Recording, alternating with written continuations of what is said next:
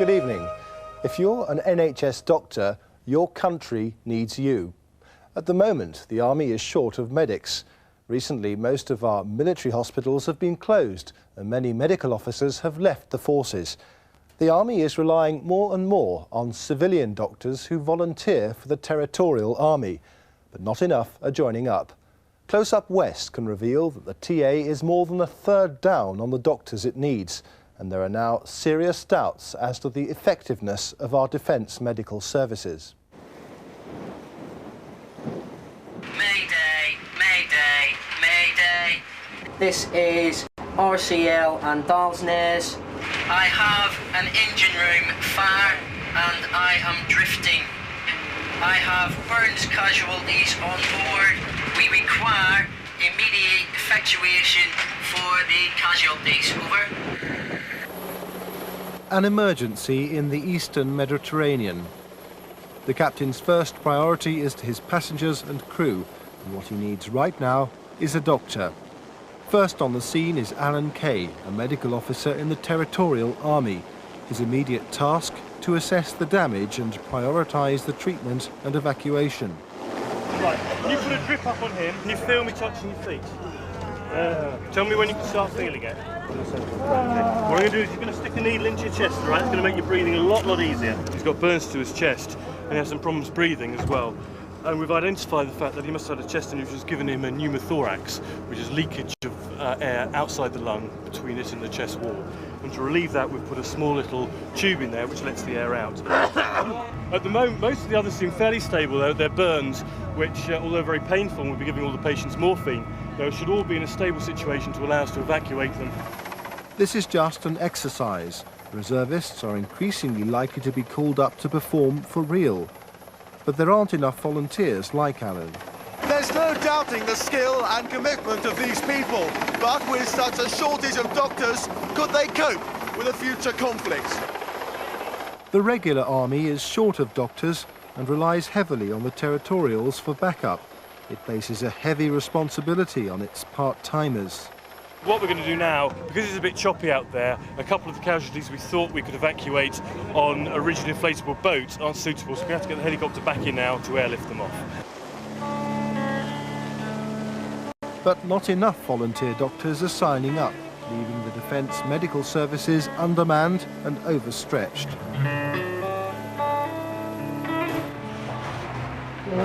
Oh, hi, Mrs. Temlett. In his day job, Alan is a surgeon at Frenchay Hospital in Bristol. I know, I was nervous yesterday, but you're wonderful. Right, thank you for saying all the right things, don't you? Yeah. Can we have a quick look at your leg? Yeah. The wounds he treats here have far more mundane causes, like a simple trip by an elderly lady in her driveway. There we go. Nice. She'd fractured her tibia, and the bone fragments came out through the skin of her leg, which left her with quite a nasty wound. The orthopaedic surgeons have fixed the bone initially, but they weren't able to deal with the hole in her shin. So she came here for us to perform surgery on to close that hole.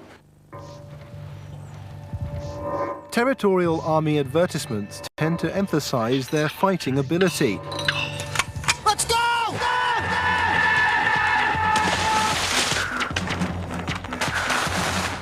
No army would survive without medical support.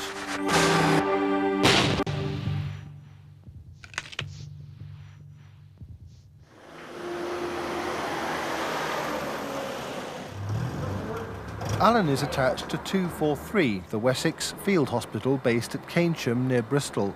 Hold it, hold it. It's one of 11 Territorial Army medical units nationwide.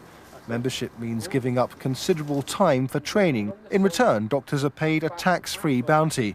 But nevertheless, the national shortfall stands at 35%. We are effectively an insurance policy which we hope never to use. And of course, the less often one claims on one's insurance, the more likely one is to cut corners on paying the premium.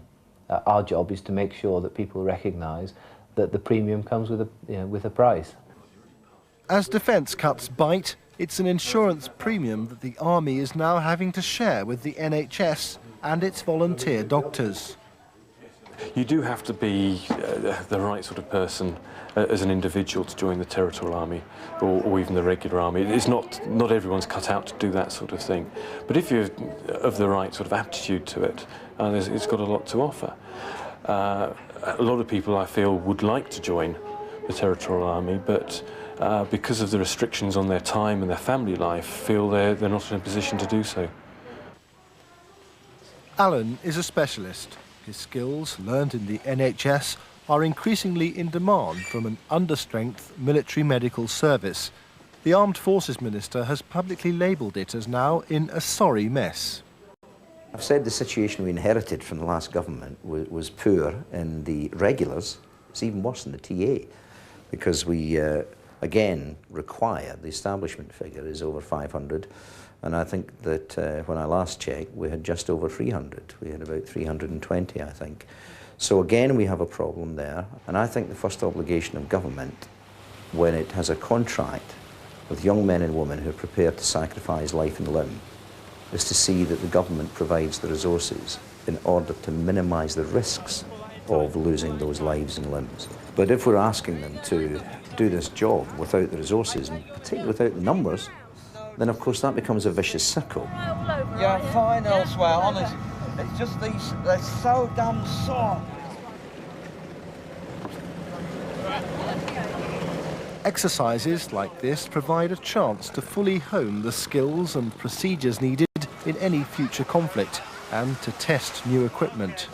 Thanks to our Royal Naval friends, have created quite a nice little wash here, which has just gone and wrecked £5,000 of monitoring equipment we were asked to field test, so it's failed the field test straight away.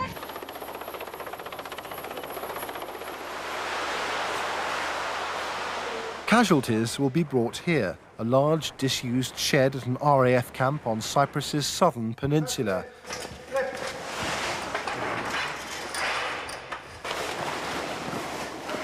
Responsible for getting things up and running is Major Marjorie Bandy.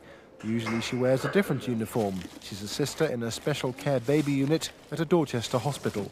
In a real scenario, you would always go for a building if it's possible, always. Tents only would be your last resort. Bandages need to be... Drugs, medical facilities are limited, and we work with a limited amount of kit, which is more limited even than the NHS. And also within the NHS, of course, they don't actually have to build their hospital first. This is a model bed, yeah? We're going to set all the beds up just like this one. In order to be more mobile, Army field hospitals are getting smaller. But that extra flexibility can only work if there's a higher ratio of doctors. Ready to receive, yeah? So if you get all the rest of the beds just exactly the same as that. We are not fully manned. We're not at our full strength by any stretch of the imagination. But because we are two units who amalgamated only 2 years ago, we're probably better off for staff than most other TA hospitals. But we're still short of people, and particularly people in the specialist areas, the whole gambit of clinical areas, in fact. In Civvy Street, the officer in charge of recruitment for 243 is a leading expert in a rare infant bowel disorder. As a gynaecologist working in Bristol, his skills may even be used by an army that's increasingly likely to be treating civilian refugees. When the baby was born. Membership broadens his medical experience, but he has trouble convincing his fellow doctors to sign up. One of the problems we have, of course, is persuading our colleagues to actually join the TA. There are a number of reasons for that, partly people's own misconceptions, and I think partly a problem with the trusts themselves, that they have a confused idea of the commitment that that'll mean and the loss to themselves, which they perceive as a loss of time away, when in fact it's an enormous gain to the trusts. How are you feeling today? Not too well. All right. Any better than you were? I think a lot of us are aware that trusts are antagonistic towards the concept of people being away in the TA, and certainly there are stories of actively discouraging people. Okay, thanks.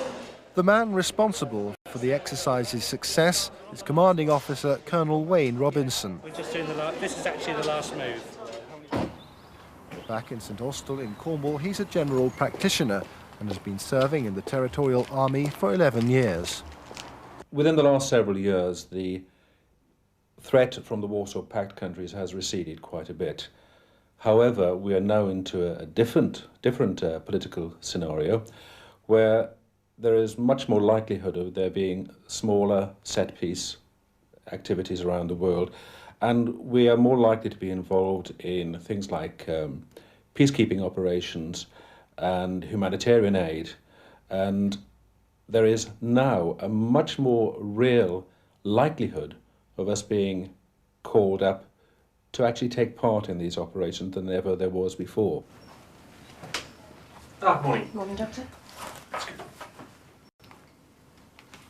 There's nothing like gelling a unit together and stimulating people than the very real risk of being used. Part of my team are well trained in the black magic of casualty faking, and so the casualties that come in can be very realistic indeed. People who are not used to seeing casualties, that first occasion they get very, very shocked and don't know what to do. We simulate that first occasion. The shock is over and it is much easier the next time. And I see that's the most important aspect of casualty faking. Gentle. Hello, can you hear me? We're always trying to stretch people. If you're not stretching people, you're not training them, you're not getting any value out of it. And we stress them by intermittently flooding them with work and stressing them by working people around the clock in shift patterns, because this is what would happen in the real event. Okay, let's go. We must remember that the NHS and the TA are competing for people who are very valuable assets. We are in a competitive market, if you like, both vying for the skills of that one person. So have you been in Cyprus before? No, I haven't been. Are you going to get some practice out here in the next fortnight? It's all right. It's a competition that senior officers in the regular army know they can't afford to lose. I mean, the medical services are an extraordinarily important part of the armed forces, not only the regulars, but also the TA. And without that, any army that goes to war is not going to last very long. Medical reservists are an extremely important part of the army because the regular part of the army hasn't got enough medical people to cope with a full-scale war. So we rely on the reservists to make up those numbers. The message I would say to the NHS trusts is please release those nurses and medical officers to join the Territorial Army, because not only do they get very good training, which is valued back in civilian hospitals and civilian organisations, but they're also serving their country, which is something that's commendable these days. Just tighten up. Can we just sit down? Right, Unbeknown to the unit, the Brigadier has decided to test his field hospital for himself. do you have anyone in your family who's got heart trouble? No. Taking control is Dr. Carolyn Young from the Gloucestershire Royal Hospital. So what about the top? And that's fine, 98, yeah. No problem at all. I was very impressed by the speed of reaction, and Dr. Young, who's got a grip on me straight away, and it's very interesting to see how they handled it. And, you know, they're a very professional team, and it's good to know one's in good hands. Guarding abdomen, his pelvis is intact. Certainly women, female doctors, they would sort of regard it as, you know, if you go into the army, you're being trained to kill people, which isn't how I regard it at all, because you're not. As a medic in the army, you only carry a weapon for the defence of your patients and self-defence, and you never, although we do learn to fire weapons, we would never actually use it in reality, except in that situation. I don't know why other people don't join, really, because it is a great opportunity.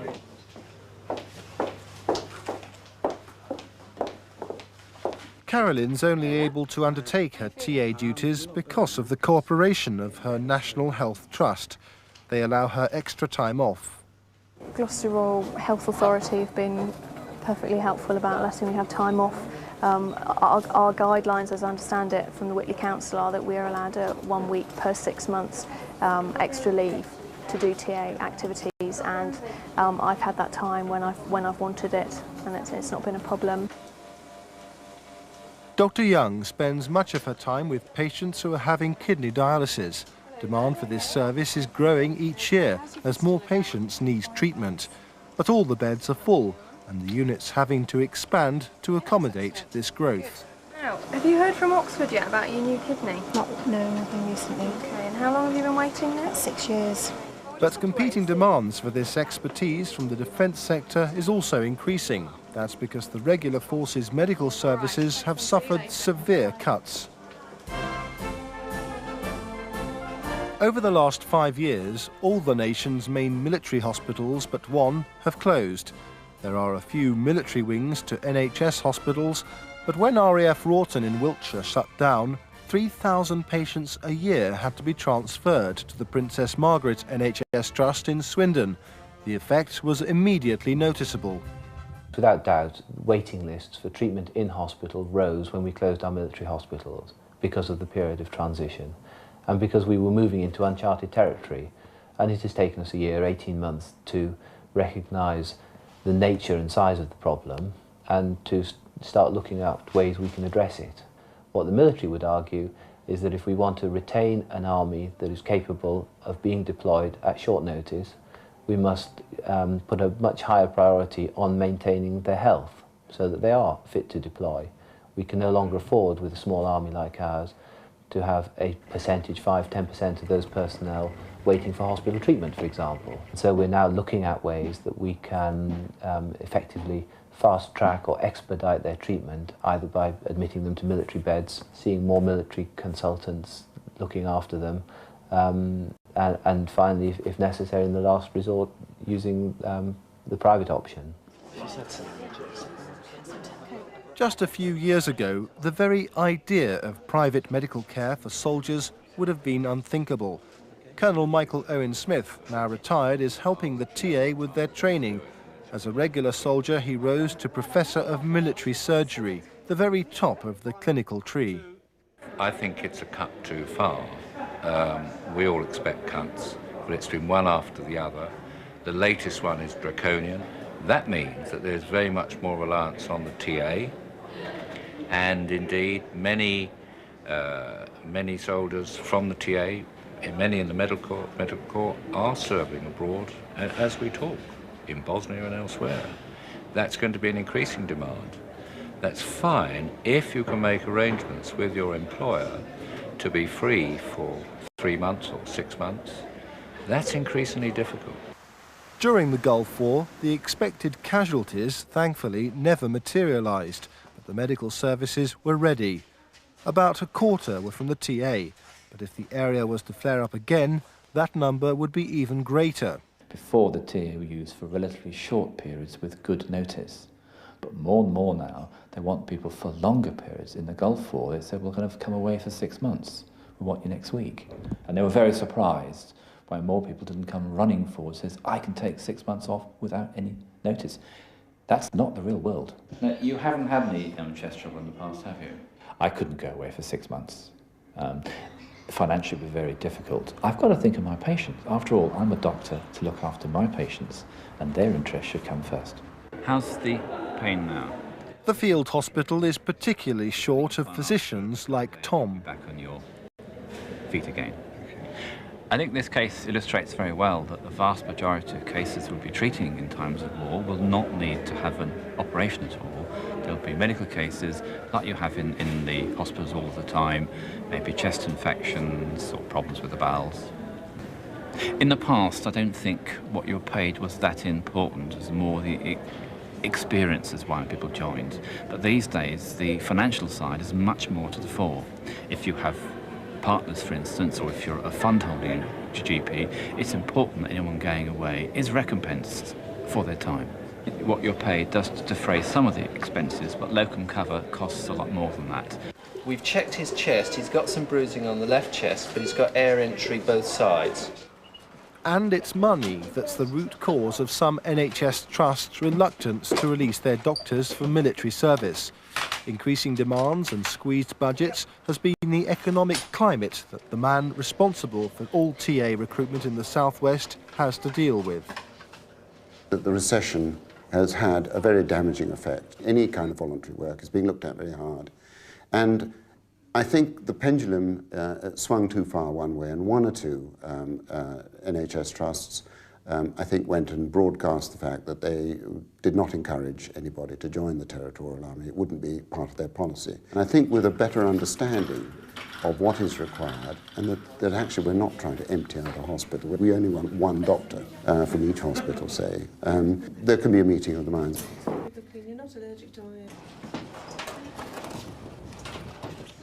There's no doubt that serving in the TA does enhance medical expertise. David Penman's latest casualty has a problem that's a long way from gynecology, but he might be the only doctor on the scene. This young gentleman, it's a penetrating injury to the abdomen, metal fragment through there. We currently don't know what it's passed through. So what we need to do is open up his abdomen, have a look inside to check the structures that have been damaged before we even attempt to remove that. We're not currently running at a very high level of recruitment. We always are desperate for more doctors and nurses and people with other particular medical areas of expertise. One of the problems is that having membership of the TA on your CV is no longer considered a plus point. It's much more of a problem when you're trying to move jobs and change jobs and you're looking around and it comes up that you happen to be a member of the TA. And occasionally I've had people say that you shouldn't bother applying for the job, or we positively discriminate against the TA. Membership of the TA will put you to the bottom of the stack. It's largely, I think, because 20 years ago it would be impossible to find an appointments committee that wasn't largely composed of consultants who had either done regular service or particularly done national service. Of course, all those national servicemen are now retired, and certainly many people now who are members of the TA will not have any mention of it on their CV, whereas in the past they'd have had it mentioned there and be proud of what they do in the TA and what they learn from it.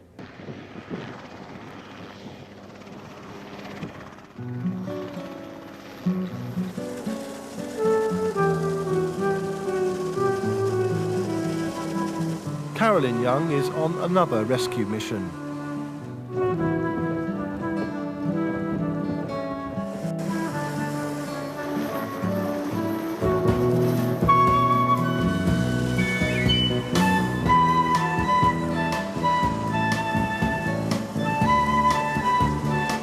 Not only has she not been told what the injury might be, but she doesn't even know what language the casualty speaks.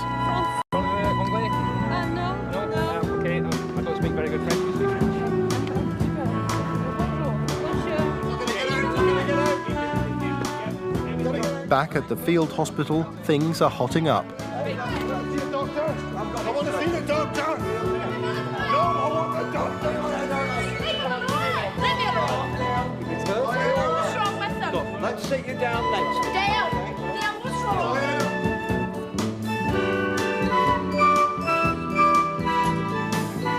Alan Kay's got his hands full.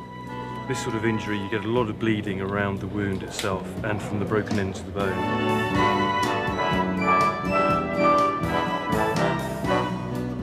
Umpires keep an eye on things and will report back on the unit's effectiveness.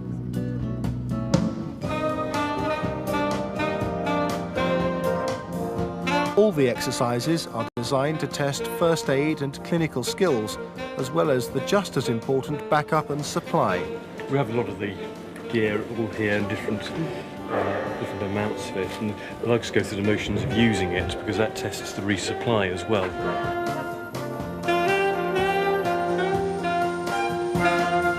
Carolyn's successfully monitored her casualty through the flight. She's stable, seems to be not in any pain at present.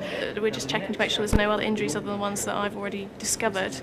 I just feel at the top of your shoulder part. It's good for me medically because it gives me a more rounded skills, because you can get quite narrowed, you know, being a medical SHO or whatever you are, and this gives you the chance to keep up to date with all the other things that you ought to know. Makes me a better doctor, makes me a sort of more interesting person at the end of the day. The basic principles are the same, regardless of whether it's a civilian injury, military injury. The principles are the same. Just in the battlefield situation, you've got to pay particular attention to certain aspects more than you would in the civilian situation, because the care afterwards is going to be different. The most important part of this operation is to do an adequate wound debridement. In normal life, I'm a plastic surgeon. There's a bit of a misconception about what plastic surgeons do in real life, and it's not all tits and bums by any means. If you imagine you injure yourself, you need to be put back together again, and that's what plastic surgeons are trained at doing. If only wound debridement was this easy in real life. I think if you're in the regular army, you're a full-time soldier whose job within the army is as a doctor. I'm a full-time doctor and a part-time soldier, and I don't think it would suit my individual character or what I want out of life to be a full-time soldier. And I think in many ways I can offer more being a full-time doctor in the National Health Service. And I think my experience would be considerably limited if I was in the regular army. So to make it as realistic At a time when the country's military commitments are all about peacekeeping, the medical services that give soldiers life-saving backup are already at full stretch. Senior doctors are now questioning whether they would be compromised in a real crisis. In my opinion, that certainly the regular military medical services could not fulfil all their obligations that will be put upon them by our political masters. They haven't reduced. If a problem crops up anywhere in the world, it may well be a political decision to send help, often medical. And we are extremely thin on the ground.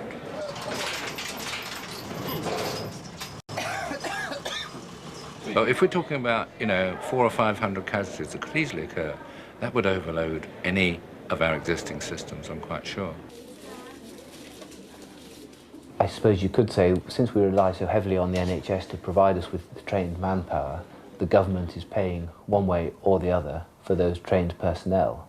The only difficulty then, the political decision that has to be faced, is how much of that time we can take away for training those people, keeping them ready to deploy, and putting in place a mechanism for ensuring that we can deploy them in times of crisis without affecting the NHS too badly. Personally, my ideal scenario would be the recognition that if you want an efficient and deployable, fully trained military medical service, you have to accept that somewhere along the line there has to be fat in the system. You can't have a medical service which is fully occupied in peacetime and yet is available to deploy at the drop of a hat without leaving any gaps. And it would be naive to think that there was such a solution. So the military medical system, in a sense, has to operate fully integrated with the National Health Service, but has to have that little bit of slack which will enable us to take people away without leaving too large a gap in the structure it leaves behind. The Defence Medical Services have never been engaged in so many deployments. A recent British Medical Association survey of doctors in the regulars revealed more than 9 out of 10 think career prospects in the forces are deteriorating. The government's about to announce what it plans to do to remedy the situation. But unless it makes being in the TA more attractive to doctors, the very defence of the realm may prove to be the main casualty.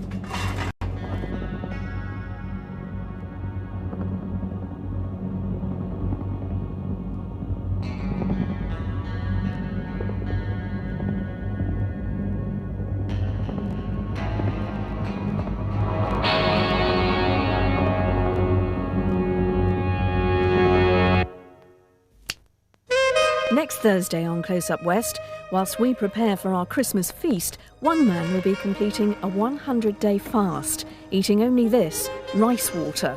It's like eating glue. See a video diary of a spiritual journey to Japan. See you then.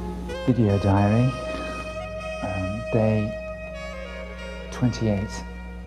Meet G. Khan next Thursday in Close Up West at 7:30 on BBC Two.